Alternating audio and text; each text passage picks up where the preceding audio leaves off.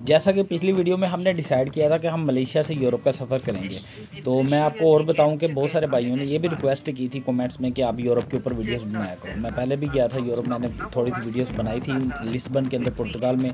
हाँ, उसके ऊपर किसी ने कमेंट ये भी कर दिया था कि आप हो ही नहीं लिस्बन के अंदर, मुझे नहीं लगता आप यूरोप में गए हो। तो चलो मैं वो भी आपका शक दूर कर देता हूँ। तो अभी हम इस वक्त मौजूद हैं मलेशिया में, तो यहाँ से यूरोप जाता हूँ और मैं आपको 2-3 चीज़ें भी बताऊँगा सेफ्टी के लिए इमिग्रेशन पॉइंट्स पे। कोलंबपुर एयरपोर्ट के मतलब मैं ये बता दूं कि अगर आपके पास यूरोप का वीज़ा किसी तरीके से आ गया और आपने एक आधा 2-3 कंट्री की ही ट्रैवल किया, ज़्यादा स्टैंपें नहीं है आपके पासपोर्ट के ऊपर, तो ये थोड़ी परेशानी वाली बात है कि क्योंकि पाकिस्तान, इंडिया, कोलंबपुर, बांग्लादेश का मुझे आइडिया नहीं है। इन बांग्लादेश वाले भाई आप कमेंट्स में बताइएगा क्या ऐसा ही होता है कि ये इमिग्रेशनों पॉइंट्स पे ऊपर बड़ा जलील करते हैं, कहते हैं कि जी आप क्यों जा रहे हो, आपने वीज़ा किससे लगवाया, आपने क्या एजेंट से लगवाया। तो पहली बात ये है कि अगर कोलंबपुर वाले थोड़ी बहुत रियायत दे देते हैं अगर आपने वीज़ा खुद लगवाया या किसी से भी लगवाया, जो वीज़े की आपकी इन्वाइसेस हैं, जो वीज़ा जिस तरह भी आपने लगवाया, जो प्रोसेस है, जो आपके पास इन्वाइस आई है, ये जो आपके पास रसीदें आई हैं, जो जो चीज़ें आपके पास डॉक्यूमेंट्स हैं जो प्रूव करते हैं कि आपने वीज़ा खुद प्रोसेस करवाया या किया है, तो उस चीज़ों को आपने अपने पास रखना है। वो आप एयरपोर्ट पे भी दिखा सकते हो कि जी वीज़ा हमने खुद प्रोसेस किया, वीज़ा एक नंबर है, वीज़े में कोई ख़राबी नहीं है। तो इन चीज़ों का ख्याल रखिएगा। दूसरी बात ये है कि आप कोशिश करें आप छोटी मोटी अपनी ट्रैवल हिस्ट्री बना लें, छोटे छोटे कंट्रीज़ जाएँ यूरोप जाने से पहले। उससे बेनिफिट ये होगा कि ये बड़े मुल्क तंग नहीं करते। मैं आपको बहुत सारे लोगों की एग्जांपल दे सकता हूँ जिनके वीज़ों को इन्होंने कॉल करके करवा के इमिग्रेशन पॉइंट्स के ऊपर इन्होंने कैंसिल करवा दिया। अब आप सोचोगे यार ये दिल्ली वाला बंदा या पाकिस्तान वाला बंदा या मलेशिया वाले इमिग्रेशन वाले, how they can do that, कि वो कैसे कैंसिल करवा सकते हैं। इस तरह के मामला हुए हैं भाई, हमारे पास प्रूफ है, मैं आपको बता सकता हूँ। इस तरह फलां बंदे के साथ इस तरह हुआ है कि वो कहते हैं कि जी ये बंदा यहाँ से फ्लाई करना चाह रहा है, इसके पास डॉक्यूमेंट्स हैं, मगर ये है कि इसके पास ये बात नहीं कर पा रहा या ये कम्युनिकेट नहीं कर पा रहा या फ़लाँ चीज़ नहीं है, कोई ऐसी चीज़ का बहाना लगा देंगे, कोई आपको भी समझ नहीं आएगी। जिस तरह पाकिस्तान में कह देता है पोलियो की रसीद लेके आओ, पोलियो का कार्ड लेके आओ, बंदा कहाँ से पोलियो का कार्ड लेके आए। मलेशिया से मैंने पुर्तगाल जाना है तो डायरेक्ट फ़्लाइट नहीं जा रही, इस वजह से हम जा रहे हैं यहाँ से दुबई, और दुबई से आगे जाऊँगा मैं पुर्तगाल। बिल्कुल टाइम नहीं है दुबई में स्टे करने का इस दफ़ा, तो इसलिए थोड़ा सा शॉर्ट सा स्टे होगा एयरपोर्ट के ऊपर ही, और उसके बाद आगे ट्रांसफ़र हो जाएगी हमारी फ़्लाइट पुर्तगाल के लिए। दुबई से जब फ़्लाइट चेंज करने के लिए आप जाते हो ना, तो रास्ते में फिर वो रोक लेते हैं फ़्लाइट वाले, हाँ भाई किधर जा रहे हो, उनका एक काउंटर बना हुआ है, वहाँ पे पूछते हैं किधर से आ रहे हो, किधर जा रहे हो।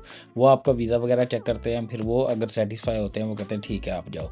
तो दुबई में तो मैंने कम देखा है, यानी कि ये मज़ाहमत जो होती है ये ज़्यादातर अगर आप मलेशिया से सफ़र कर रहे हो तो मलेशिया से होगी, और अगर पाकिस्तान इंडिया से सफ़र कर रहे हो या हमारे कंट्री से, तो फिर वहाँ पे और ज़्यादा ये मज़ाहमत होगी।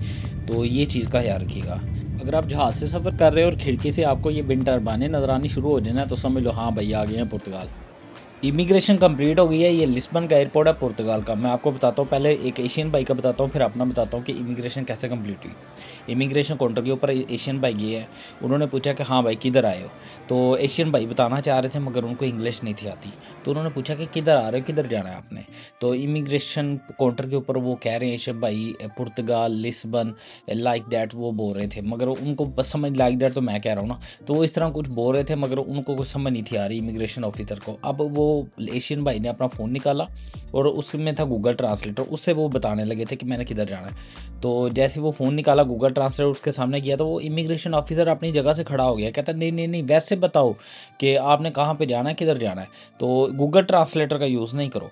तो ये था कि आपको यही कहना चाहूँगा कि अपने के लिए थोड़ी सारी इंग्लिश में थोड़ा बंदा सीख आए। हम पहले जा रहे हैं नीदरलैंड, क्योंकि एम्स्टर्डम के अंदर हमारी एक मीटिंग है, उधर नीदरलैंड से वापसी भी है, ऊपर लिस्बन और पोर्तो, ये दोनों जगह आपको दिखाऊंगा।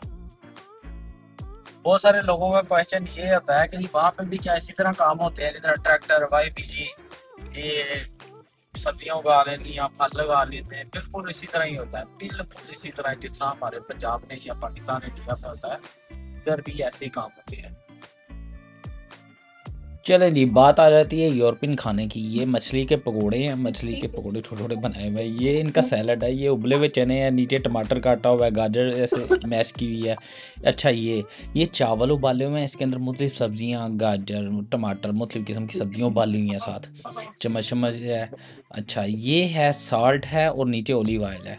ये मस्टली डालते हैं ऑलिव ऑयल इसके ऊपर, सैलड के ऊपर। ये साल्ट तो वैसे भी ना तो साल्ट डाल दिया, ऑलिव ऑयल डाल दिया। ये इनकी समझ लें कि एक समझ लें कि इनका कल्चर है, ये मस्ट बी इस्तेमाल करते हैं किसी भी किस्म के आपका जो सैलड होगा इसके ऊपर ना। फ्रंट कैमरे से रिकॉर्ड कर रहा हूँ, हो सकता है रिकॉर्डिंग अच्छी ना हो। तो ये है कि नीदरलैंड एम्स्टर्डम से हम जा रहे हैं वहाँ पे पुर्तगाल, और पुर्तगाल स्टे है हमारा 1 दिन का। पुर्तगाल होगा, वहाँ पे एक मीटिंग है आज रात को। मीटिंग कंप्लीट करने के बाद फिर वहाँ से मैं चलूँगा नेक्स्ट डे मलेशिया के लिए। तो कोशिश करूँगा कि मैं आपको लिस्बन भी दिखाऊँ और पुर्तगाल में पोर्तो भी दिखाऊँ, ये दोनों पुर्तगाल के अंदर है। तो ये है कि उसके बाद फिर मैं मलेशिया आऊँगा। ये हमारी जर्नी होगी।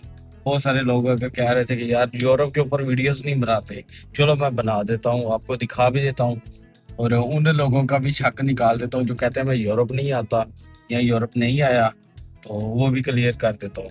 इस वीडियो के पार्ट 2 को मैं कल अपलोड करूंगा। पार्ट 1 आज के लिए तो ये थी वीडियो, ये थी इन्फॉर्मेशन। पार्ट 2 में आपको पोर्तो भी दिखाऊंगा, लिस्बन भी दिखाऊंगा। तो ये फूड है, ये इस वक्त ये पुर्तगाल का ट्रेडिशनल फूड है, इनके कल्चरल फूड है, इनकी मिठाइयाँ हैं या इनकी स्वीट्स हैं, बेकरियाँ शकरियाँ। तो ये देखते रहिएगा, अपना बहुत सारा ख्याल रखिएगा, दुआओं में याद रखिएगा। मेरे चैनल को जिन्होंने सब्सक्राइब नहीं किया हुआ या लाइक नहीं किया हुआ मेरी वीडियोज़ को, वो मेरे चैनल को सब्सक्राइब कर दीजिएगा। अपना बहुत सारा ख्याल रखिएगा, दुआओं में याद रखिएगा।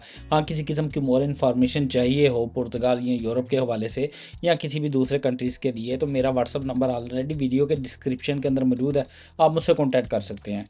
अपना बहुत सारा ख्याल रखिएगा, दुआ में याद रखिएगा। अस्सलाम वालेकुम।